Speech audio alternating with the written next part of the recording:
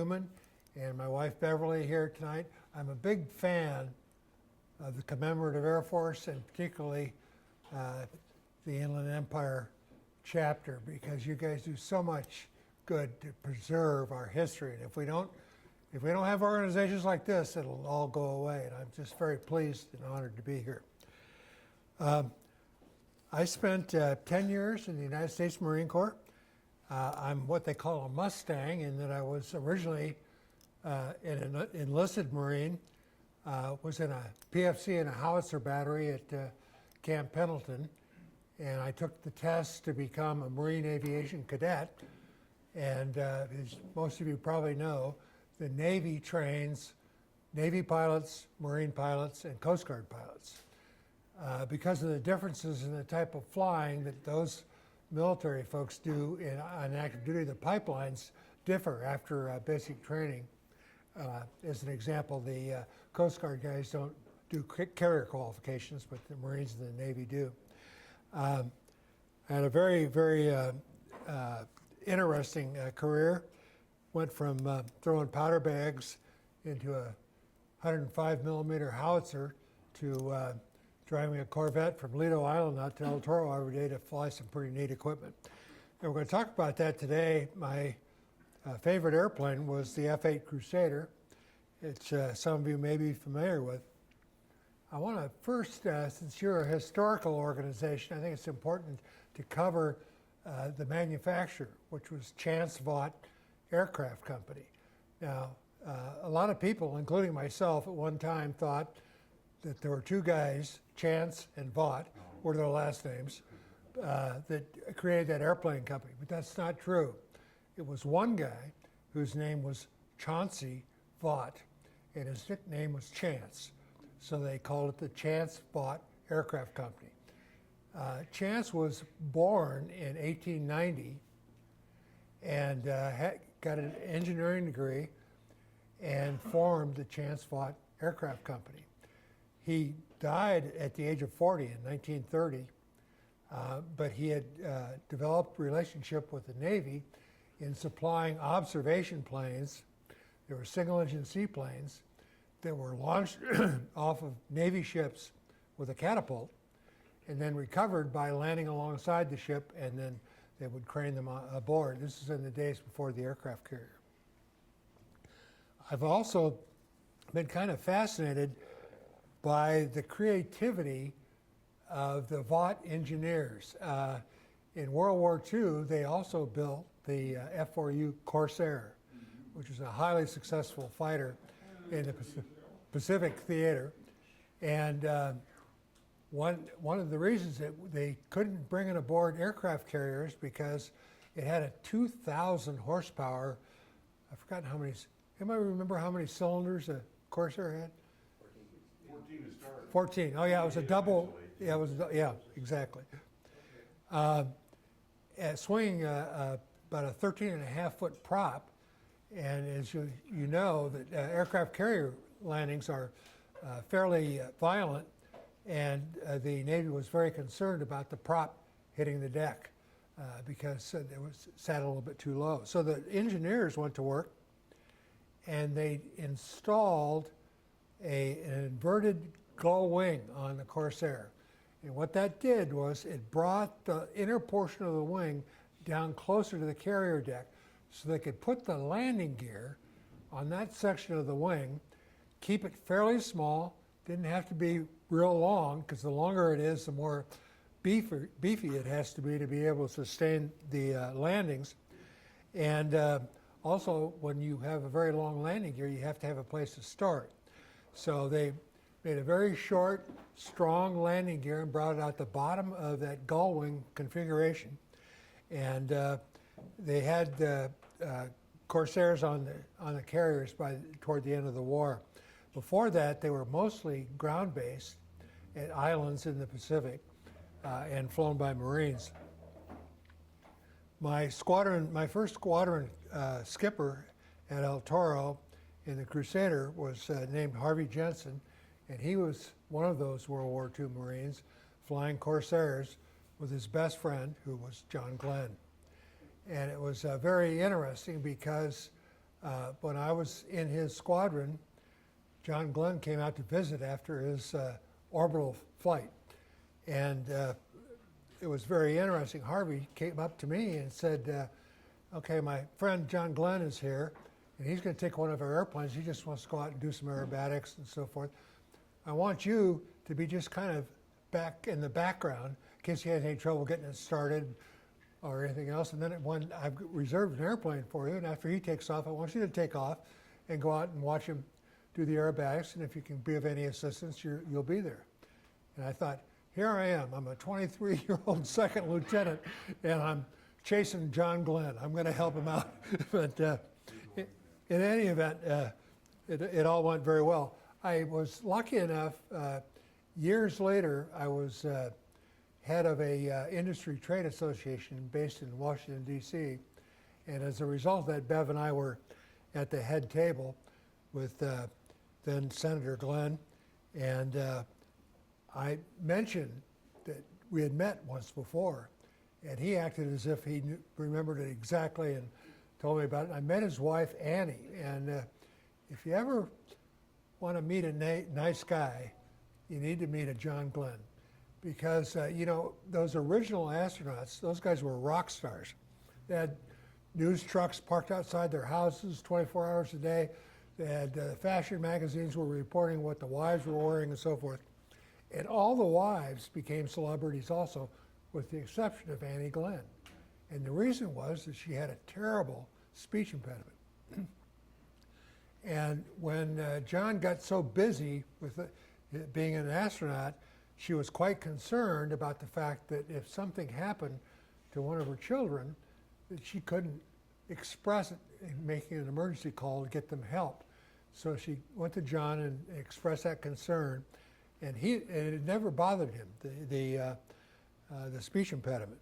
But it did bother him that she was worried about this. So he went literally around the world and found a guy in Germany who had quite a track record in correcting this particular terrible speech impediment. She could not be understood. And that's why she was never in the public eye. And I've always thought, what a good guy, right? I mean, he did it, and when I met her at this dinner in Washington, I would never know that she had ever had any difficulty speaking. She was very articulate and a very sweet woman. I truly loved flying the F-8. It was a very unique airplane, much like, excuse me, Chance Vaught did with the F-4U, the Corsair.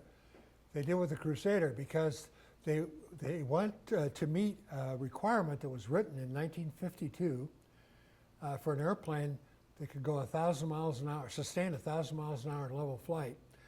And as you'll see in the little audio clip that I have, visual clip that I have here tonight, there was another requirement under the for that fighter that it would be able to land on an aircraft carrier at 100 miles an hour. They never achieved that. I think most of us would just, common sense would tell you, if you got a wing on an airplane that'll allow it to go 1,000 miles an hour, you're never going to get it slowed down to 100. And about the slowest I was ever in a Crusader around the ship, we used angle of attack for approaches, so you really never looked at the airspeed indicator. But when I did on occasion, it was about 135 knots was probably about the minimum indicated airspeed. I want to share with you, during my time flying the Crusader, which lasted from about 1964 to 1971, it went out of the fleet, Navy and Marine Corps fleet, in 1987. And to show you that the Navy and Marine Corps has a sense of humor, when the last Crusader was removed from the rolls in 1987, they had a huge party at then NAS Miramar, and about 3,000 people showed up. And they called it the last Crusader Ball. Well, there were some guys that attended that meeting that were retiring in the San Diego area, so they said we ought to keep this going. So they had annually the last annual Crusader Ball. And Bev and I went to, there were a couple of years because of COVID and so forth that it wasn't held, but we went to one, it was about a year ago, wasn't it, down in San Diego. And one thing, when you have an organization that's built around people of a certain age, you can't sustain it forever. And I would guess about 140 people showed up. That included family members and so forth. And it was the 37th last annual Crusader Ball. They're going to have another one this next year, but they're going to do it in conjunction with the Tailhook Convention in Reno. But a very interesting airplane that my squadron skipper, Harvey Jensen, used to say, anybody can fly a Crusader, few can fly it well. And it was being, I think, having that Marine Corps ethos of being procedure-oriented, knowing what you were doing, and carefully controlling your outlook for people around you, particularly your wingmen and ground troops. In 1965, I received orders to Vietnam, individual orders, and I was assigned to the 3rd Marine Amphibious Force. That was the outfit that put 40,000 Marines ashore in South Vietnam in an amphibious landing earlier in 1965. And that was the first major troop buildup of that conflict. My job was in the Air Office as a forward air controller, and what we primarily did was coordinate various means of artillery, airstrikes, and naval gunfire, so that you weren't sending it anywhere that you had a flight of airplanes going through, is an example, prime example. I also learned about, you've heard of RHIP, rank has its privileges. One of the functions of the Air Office in the 3rd Marine Amphibious Force was to supply an air controller for any ground forces that didn't have one as part of their table of organization. Well, there was a bird colonel, a lieutenant colonel, a major, and me in that Air Office. I was a first lieutenant at the time. So when a ground outfit needed someone to go into the field with them, guess who volunteered? And I learned, I really cherished that, because I was out with these guys and it didn't make any difference.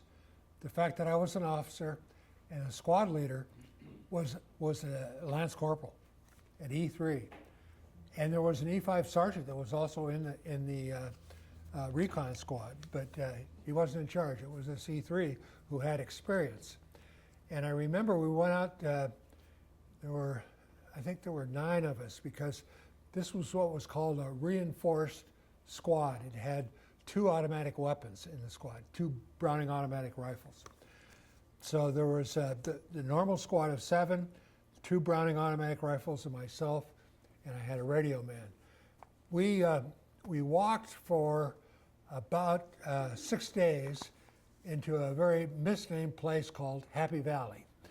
And I was so tired. We had everything that we had to eat, to wear, and so forth. It was on our backs. And the squad leader, this Lance Corporal, who was probably all of 19 years old, said, okay, we're going to make it over this next hill, and we'll bed down for the night because the bad guys are behind us, but I want us to be on the other side of the hill. So we got over the hill, and the next thing he said was, you can eat after you dig your hole. Well, I don't know if you've ever done any gardening in a jungle-type area, but the problem is that there's these root systems, thousands and thousands of roots going just below the surface of the ground. It's very difficult to dig a hole in a jungle environment. Well, I got out my entrenching tool. Some of you may know what that is. It's a kind of a folding shovel. And as best I could, I started digging a hole. I finally got a little slit in the ground. And this corporal came by and says, okay, that's all right. He said, lay down in it. So I did. And he said, all right, you're below the level of the terrain. That'll do it. He said, why don't you have some chow and go to sleep? Well, I had my, your sea rations were kind of the luck of the draw. You liked some of them better than others. unfortunately, I remember this very distinctly. It's been almost 60 years ago. I got lima beans and ham, which was not my favorite. But, and I didn't even heat it up. I ate it just cold, right out of the can. Lay down in that trench and thinking I'd never been so tired in my entire life.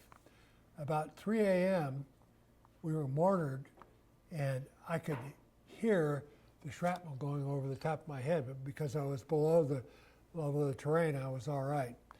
And I thought, you know, that Lance Corporal was pretty smart. He saved my life. He really did. So I enjoyed my time with the ground forces very much. The F-8 had, I want to talk about a couple of proudest accomplishments.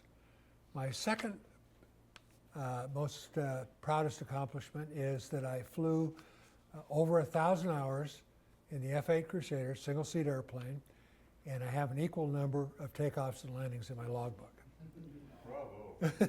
Now, believe me, there are very few that have that. And it wasn't because the airplane itself was dangerous, but it was conceived in the early 50s. And in that time frame, the engine guys were developing power that could make a barn door go at the speed of heat. But the airframe guys hadn't quite figured out how to control it.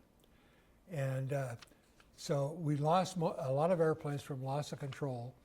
And I wanted to do a kind of a shout out to a guy who checked me out in the Crusader by the name of Steve Folger.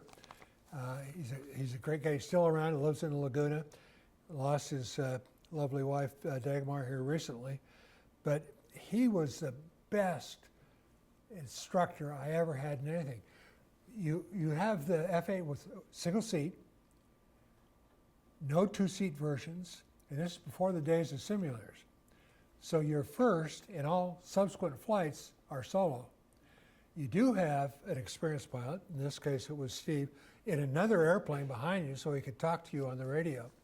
And of course, I had maybe 300 hours in my logbook at that point, in this very, very hot machine. And but Steve also had a sense of humor. He Navy aircraft carrier commanders do not like a lot of gear laying around on the deck because it's a hazard for personnel. Jet blast, rolling, pitching deck, and so forth. So the Vought engineers in building the Crusader put steps and handholds on the side so you could climb up to the cockpit without a ladder, so there would be no loose items on the deck. And but you had to do the one thing. You had to start off on the right foot. And Steve told me, he said, if you climb up, he said, okay, we went through the briefing, and he said, when you climb up to the cockpit, he said, if you get at the top and you're at the canopy rail and the pointy end is behind you, get down and start over. Because you had to, if you didn't start off the left foot, you couldn't get into the cockpit. Also interesting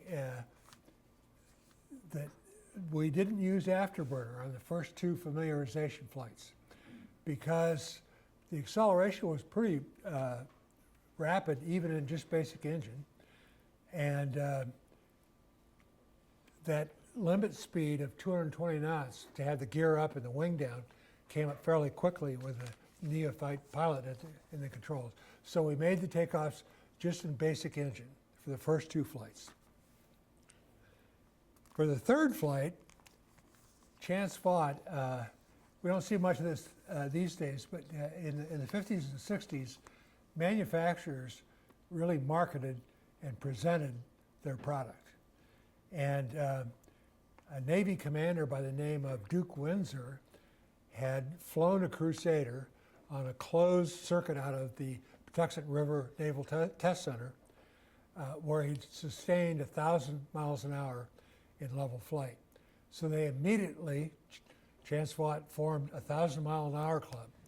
And on your third flight in the Crusader, we headed out past Catalina, turned southbound, and the Pacific Missile Range radar up in Oxnard can see you that far away. And I can remember this as if it were yesterday, guy coming up on the radio from the Pacific Missile Range saying, you're doing 1,036.7 miles per hour.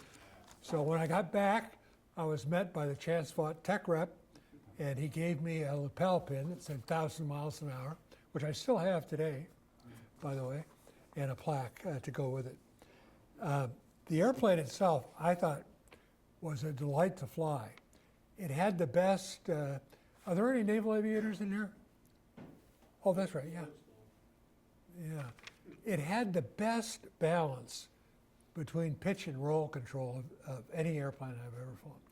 Now, keep in mind, this is an airplane that first flew in 1955. It was 100% hydraulically powered. 3,000 pounds of hydraulic pressure moved the flight controls. And they got the field systems in that airplane down so well, it was really a joy to fly. However, once again, I remember Steve Folger telling me, he said, if you're ever under a high G turn and you feel it buffet a little bit, he said, back off immediately. Because that's where we had most of the losses from the loss of control, was a high G, high speed turn, and putting a little bit of aileron in would send it into a spin. And the spin was largely irrecoverable. I don't think there were recoveries from spins during the test flying phase, but those airplanes were equipped with a spin chute, so they had something to do. But a lot of them were lost just from loss of control. So I followed that advice very carefully. And you probably want to know if that's my second greatest accomplishment, what's my first? And I think it's the fact that I have this beautiful lady over here who, for some reason, has put up with me all these years. We met 60 years ago, and the 22nd of this month, we're going to celebrate 58 years of marriage. Thank you, Dawn. I never thought I'd get a round of applause for that, but I appreciate it. Every day's a holiday, every meal's a banquet, right, Dawn? Yeah. I had a friend who provided me to show you the accident statistics of various airplanes. And what he did was, I've just taken his word for it. I haven't done a fact check on this. But this is the F-8 and then some airplanes that you'll recognize that came after it. And it lists the number of losses, complete losses of airframes in the first 5 years that it was in service. And you'll recognize these airplane types. The F-14, you know, in the first Top Gun movie, 14 major accidents, the aircraft destroyed in the first 5 years. The U.S. Air Force F-16, 3. The U.S. Navy USMC F-18, 4. The USMC F-8, 288. So there was some truth to the fact that it was not forgiving. The prototype F-8 was, we'll see a picture of it here in just a minute, was built in Dallas at what is now Navy Dallas Airfield. And it was disassembled and flown out to Muroc Dry Lake in a C-124, reassembled, and on March 25th of 1955, it made its first flight. Interesting, in case you're ever in a Trivial Pursuit, you could have an answer to this one question. It was called Muroc Dry Lake because the real estate developer that owned the property prior to it becoming Edwards Air Force Base was named Coram, and Coram backwards is Muroc. So that's how it got its original name. So it flew out of in 1955, and it broke the sound barrier on its first flight, which was a record for a jet airplane. And then about 6 months later, Navy Commander Duke Windsor established a speed record of 1,000 miles an hour, sustaining 1,000 miles an hour in level flight.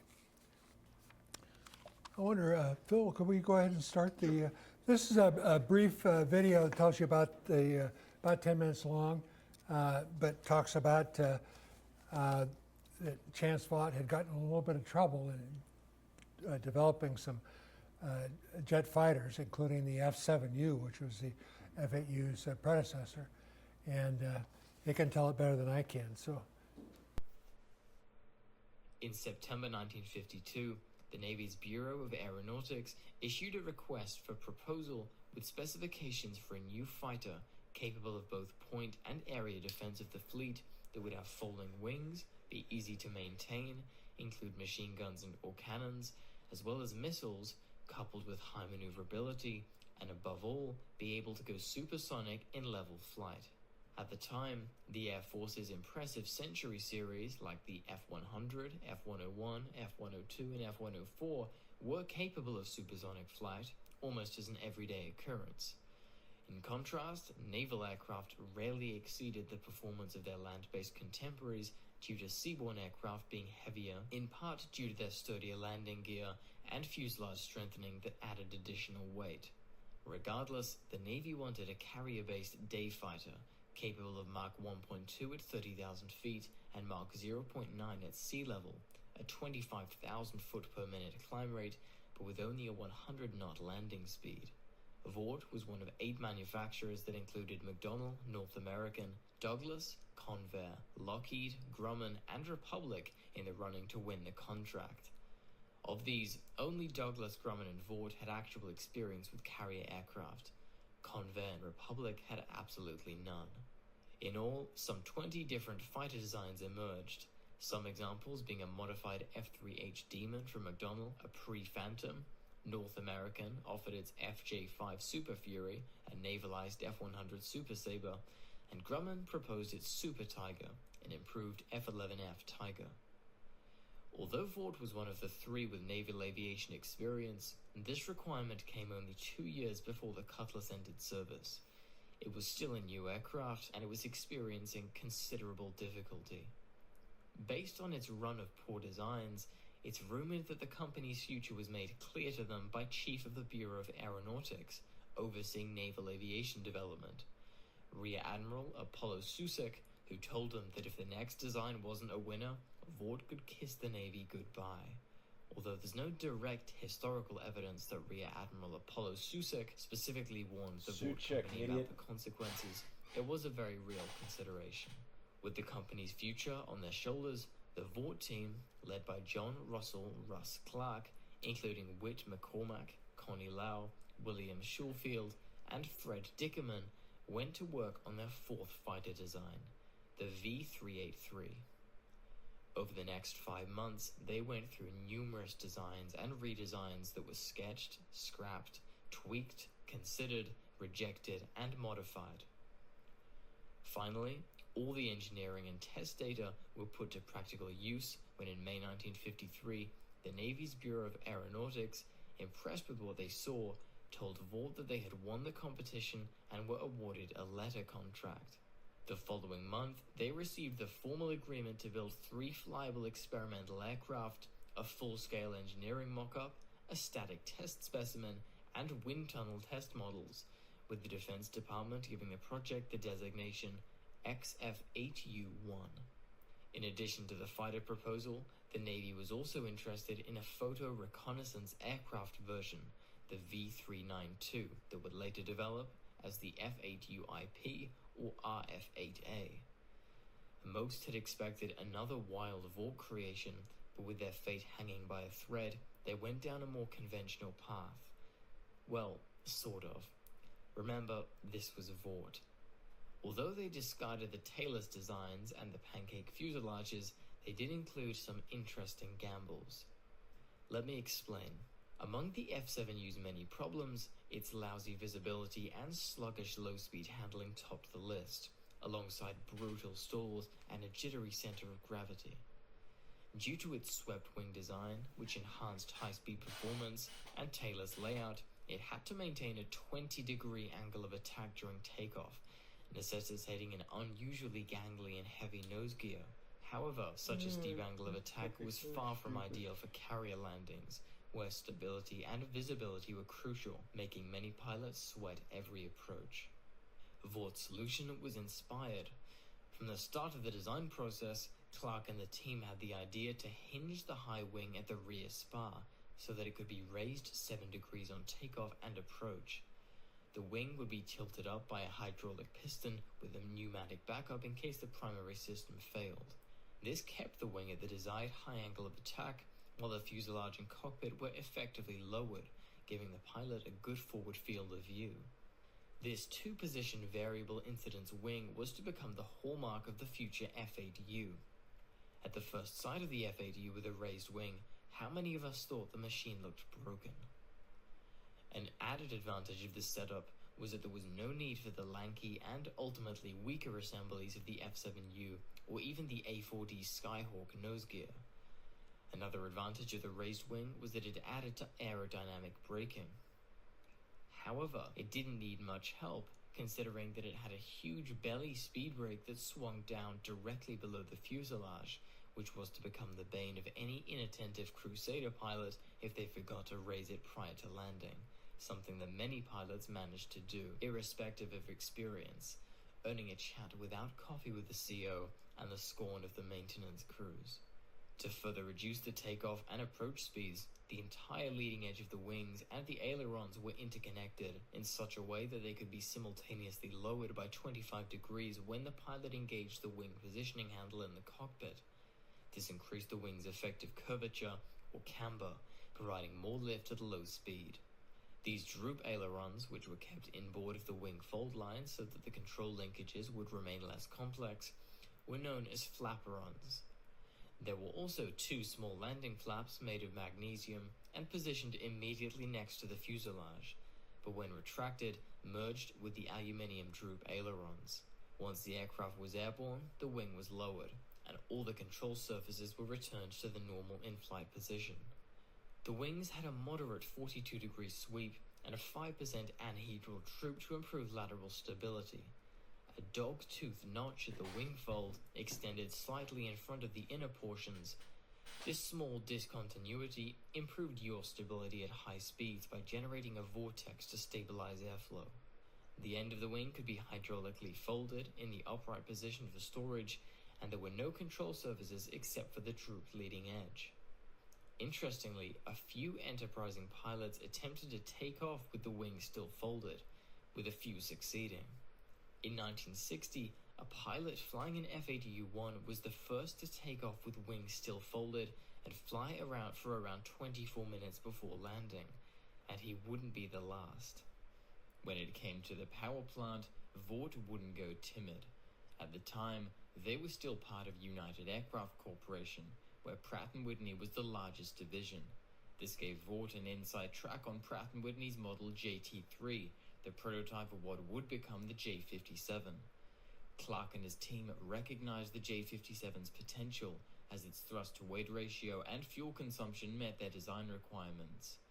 Initially, the US Navy wanted Vought to install the flight-rated Air Force J57P11 engine instead of the unrated J57P12 as initially planned. This was an interim measure until the 12 variant was fully flight-rated. Vought ultimately went with the Pratt & Whitney J57P11, the first jet engine rated at 10,000 pounds of dry thrust and nearly 13,000 pounds with afterburner. However, I must point out that some documents state the J57P4A was fitted. Let me know in the comments. This engine was from the same family of power plants powering the Super Sabre F100, but where the F100 weighed in at 21,000 pounds empty, the F-8U-1 was just 16,500. The Vought team wanted to make the most of the power of the J57 to ensure that their creation was going to be fast.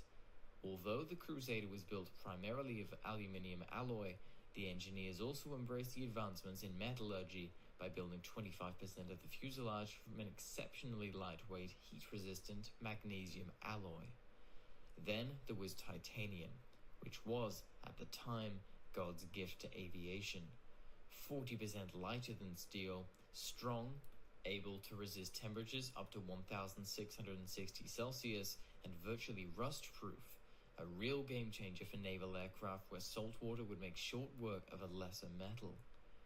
This wonder metal, which had only just started to be produced on a commercial scale since the late 40s, was used for part of the center section and the tail assembly, which could be pulled off for easier engine access.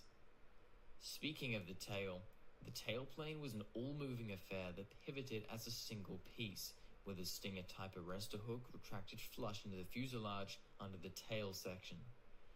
Vought engineers also paid close attention to the shape of the airframe, elongating and thinning the aft fuselage to accommodate the extended afterburner, and applying the newly discovered area rule that gave the body the pinched or Coke bottle waist, which minimized supersonic drag.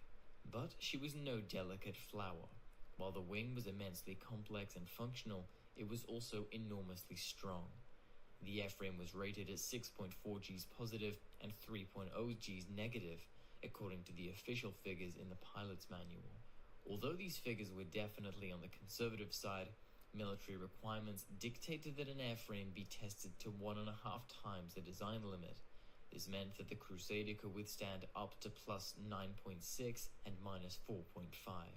However, one flying admiral recalled, the F-8U-1 had a nice springy gait because it flexed so harmoniously, saying that it would take close to 8 Gs to bend a Crusader permanently, if not disintegrate it completely.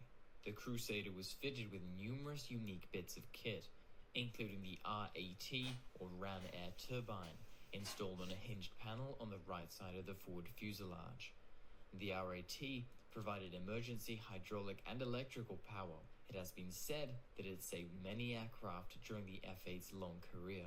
When I first saw the F-8, it was strange to see such a large aircraft sitting so low to the ground, measuring 54 feet 3 inches in length, and with a wingspan of 35 feet 8 inches, but just 15 feet 9 inches, gave her a squat but elegant appearance with her surprisingly short, stout main gear and nose wheel assembly to withstand those brutal controlled crashes on the carrier decks.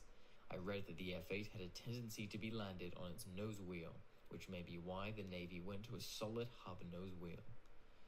Being low to the ground also had the added benefit of making it easier for maintenance crews, but the ground crews had to be wary of the jet intake, which was so low that the aircraft earned the nickname Gator and could inhale an unsuspecting victim whole. Obviously, Chance Vaught had a great success with the Crusader, and it was the primary fighter when I was in Southeast Asia, 65 and 66, because the Phantoms, F-4 Phantoms, there were a lot more of those than there were F-8s. They built about 1,200 F-8s. They built thousands of Phantoms. And the Marine Corps, the Navy, and the Air Force all had F-4 Phantoms by 67 over there. But before that, the F-8 got a couple of nicknames. One was Last of the Gunfighters, as Steve mentioned. And another one was MiG-Master, because in 65 and 66, there were 22 engagements that you could call air combat maneuvering between F-8s and MiGs. The Crusader was victorious in 19 of them, to only 3 losses. And I'm not sure, I don't have any statistics to back this up, but people have told me that that's the greatest victory ratio of any fighter that was ever produced, 19-3. What we found was that after, probably starting in 67, politics being what they are, the Navy and the Air Force got in a little bit of a contest because they wanted to create an ace out of the conflict, and they were successful in doing that, but with F-4 Phantoms. And Steve Ritchie was the Air Force guy, and trying to think, Cunningham. Wasn't it Cunningham? Yeah. And he was a Navy ace. He's not our proudest example because after he was discharged from the Navy, he ran for Congress, was elected, and then sent to prison for 7 years for taking a bribe. In any event. The last thing, and I'll wrap up here, I'm overstaying my welcome, I'm afraid. I don't know how to say this. I don't tell this story very often, but I'm telling you a story that happened to me on a mission, and I was awarded the Distinguished Flying Cross, as a result. And my certificate says for heroic achievement in aerial flight. I want to tell you, I am no hero. I was simply doing what I was trained to do, and making up a few things as I went along to make sure I could save some Marines in the ground that were in a lot of trouble. The basic parameters of the mission is myself and my wingman were assigned to what they called the hot pad. And that's where you took 2 Crusaders, fully armed. The ordnance guys came out, they pulled all the pins, you got in it, they plugged in the power, electric power and motive power to get the engines spooled up. You started the airplane, had your helmet on the canopy bow, went through all the checks, and then you shut it down. And the ground crew left the starting units plugged into each airplane, and they were situated right at the end of the runway. Then the favorite part of that duty was that we went to a trailer that was air conditioned. And it was the only air conditioned space I was ever in Vietnam. And it had a couple of bunks in it and a refrigerator and so forth. And the purpose was, they called this the hot pad because if the klaxon horn went off inside that trainer, you took off at a dead run to your airplane and climbing in, you hit the start button as soon as you got your leg inside, and we got pretty good. As a matter of fact, it was timed on the mission I'm talking about. We got it airborne in 1 minute and 42 seconds from the time the klaxon went off in the trailer. We were vectored to an area, some of you probably have heard of this, in South Vietnam called the A Shau Valley. And we were scrambled to meet a threat that was reported by an Army guy and O-1 Bird Dog. And I didn't know this until the whole mission was over, but there was, the Army had these bird dogs, which were basically militarized Cessna 185s, and they flew them with an Army pilot and an enlisted Marine artillery spotter in the back. They flew out of a little field called Monkey Mountain on the other side of the Da Nang airfield from where we were at. So we got scrambled, went down to this area. There was a pretty good overcast, and it was reported about 800 over, and the tops were at about 9,000 or 10,000 feet. There were already 8 airplanes on station circling this area. 4 F-100s out of Thailand and 4 A-4s off the carrier at the Dixie Station, which is the South Vietnam aircraft carrier station. I couldn't talk to the ground troops, but I could talk to the Army O-1 pilot, and he was very excited that I had 400 rounds of 20 millimeter because his target really lent itself to strafing. And the only problem was it's under this overcast that I can't see through, and also I had 2 1,000-pound bombs, 4 Zuni rockets, 2 Sidewinders, and 400 rounds of 20 millimeter shells. As I was just kind of looking at the terrain, there was a little slit in the clouds underneath me, and I saw the bird dog go by. So I dove through that same slit, and I followed him up the river. Now, you look at me and say, well, there's a lot of risk involved in flying IFR in mountainous terrain. Well, I knew there weren't any peaks in the river, so I figured if I stayed over the river, I'd be okay. And it turned out I was. However, when I made the first, per the controller's request, I made the first run to strafe, and I needed to make sure that I did a fairly steep pull-up, so I pulled about 6 Gs to go follow the course of the river, but to climb above it, because these karst, which are limestone-type cliffs, they went as high as 5,000 or 6,000 feet. And when I did that, the airplane buffeted. So I I told him, I said, I need to get rid of these 1,000-pound bombs, and I can't drop them because I have to get so low that I'd run the risk of the fragmentation coming back up and hitting my airplane. So he said, okay. So I made another pass where I did a time turn in the clouds, came back. Fortunately, the river was right there. And I went up the river and I jettisoned these 2,000-pound bombs. Now, I would like to claim some skill and cunning for this, but one of the bombs hit one of the boats in the water and sank it. Pure accident. I mean,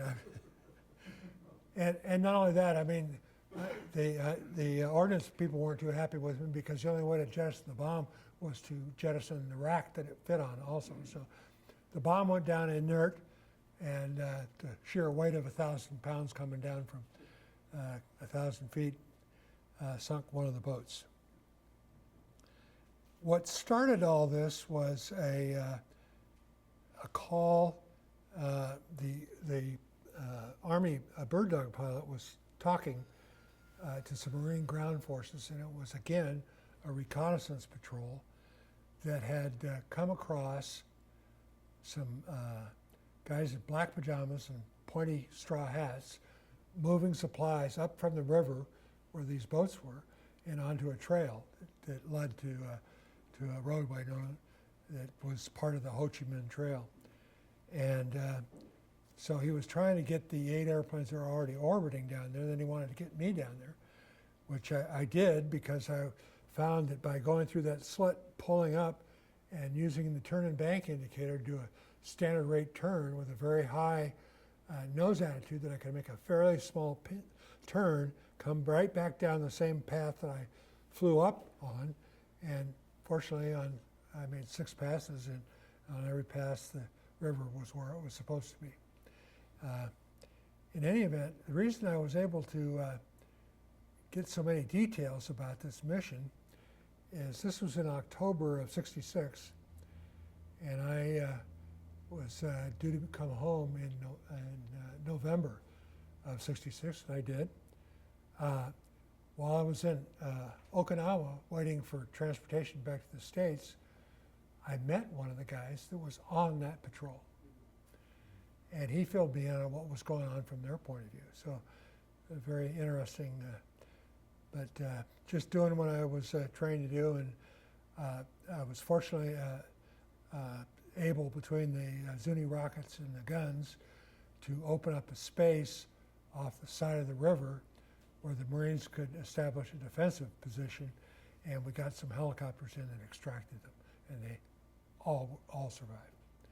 So in any event, I probably have used up more than my time. Sorry, Steve. No, this is great, yes. I really appreciate the opportunity to be here with you folks. It's a real privilege for me. And any questions? Yes, sir. So J-57s, right? Yes. So what were they like spooling up if you're on the turn and you're a little slow? Do you have to lead it more than No, like a piston airplane? Or they actually they spooled up pretty well. Do they? Okay. Yeah, I mean they're slower than a piston engine because you're not getting the prop wash. But I heard they were slow. I had no reference. that may be on the earlier ones. Okay.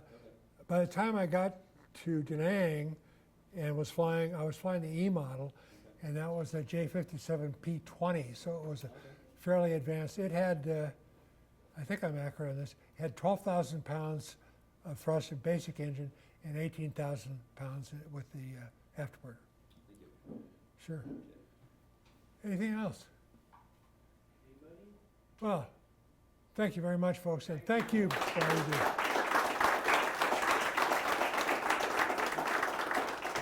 Steve, I'd like to, I need to tell one other story. It's about this book. Do you mind? No, go ahead. Okay, just take a second.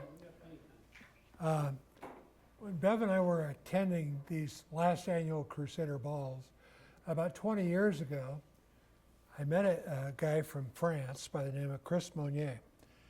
Chris, his occupation was he was a pharmaceutical and medical supply salesman. And I don't know much about it, but I think those guys do pretty well, particularly if they have products like Viagra and so forth. And whereas the average Frenchman in that day lived with the equivalent of a condominium in town, Chris lived in a big stone house in the south of France. He had previously written a book about the life and times of a 1948 DeSoto that was imported to France as a taxi cab when Chrysler Corporation started building cars again after World War II. He is, among other things, is a collector. And one of his prized possessions is a 1984 California Highway Patrol Harley Davidson. Totally equipped, radios, siren, lights, everything else. He also has a khaki uniform, spit shine black leather boots, and a metallic gold helmet. And it's on every sunny Sunday, he hops on this motorcycle and he tools around the south of France. One day, he's heading down this road and a tractor trailer crosses his path with an entire F-8 Crusader on its flatbed.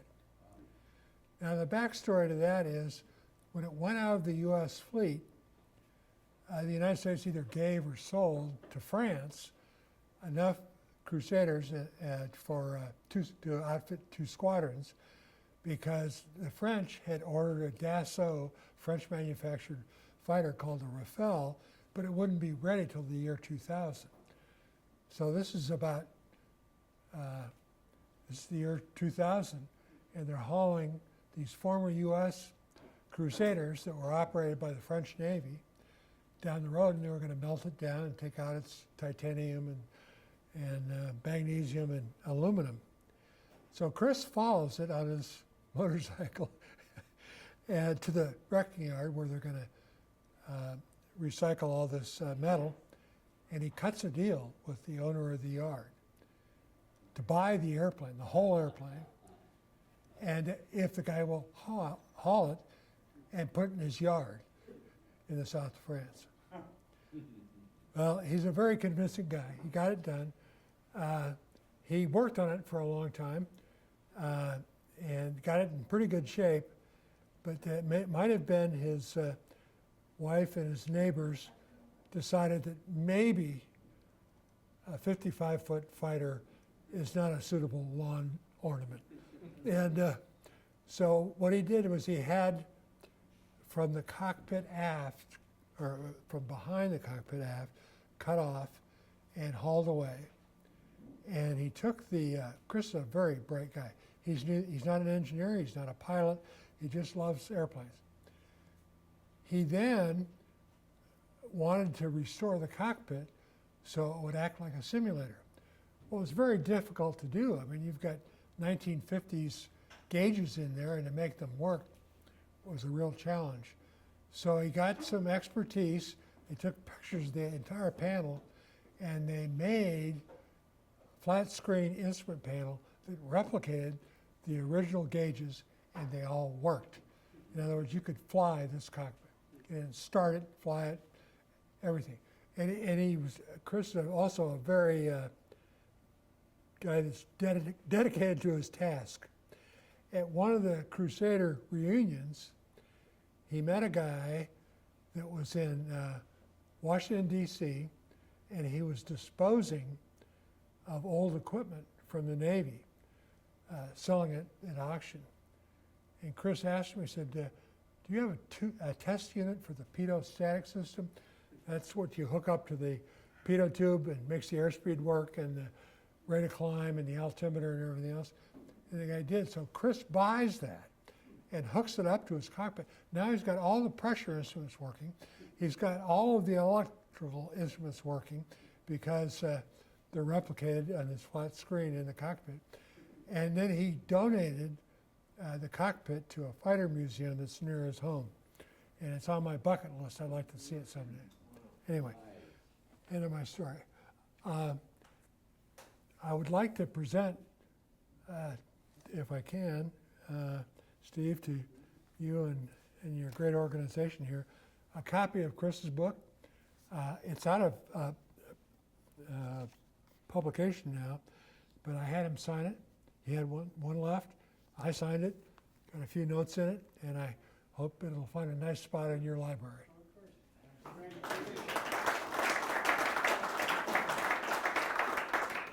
Randy, picture, please. Oh, I'll hold that in a good. Yeah, no, we gotta hold it. I Okay. gotta hold my stomach in too. Wait, wait. No, I'll hide it with the book.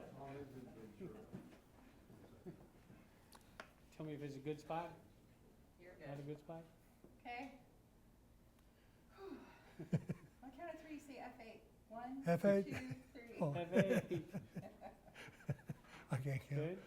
Give me Did you get it? one quick I second. got a smile on my teeth. Yep, smile. Just Okay, left you it, guys are you good. see. I was Yeah. taking Okay, pictures. thank you. You bet. Oh, thank you very much, Steve. A real pleasure.